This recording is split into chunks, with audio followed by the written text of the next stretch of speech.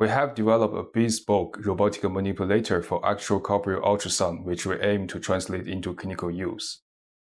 The use of robotic systems for ultrasound diagnosis can potentially improve medical diagnosis. The manipulator consists of lightweight 3D printable links made from plastics with a built-in mechanical clutch serving as a safety feature.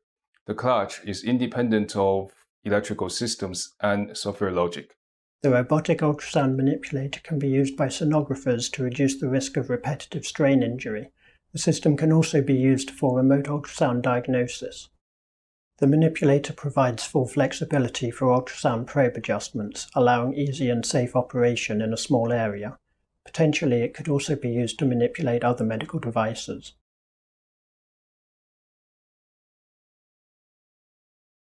To begin, use the .stl files provided in the supplementary materials for this article and print all of the links in the end effector as shown here. Print using ABS, PLA, or nylon using your own 3D printer or a 3D printing service.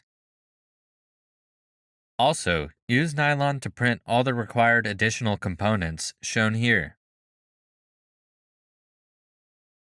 As needed, remove any supporting materials left from the 3D printing and polish all of the printed plastic parts with polishing tools.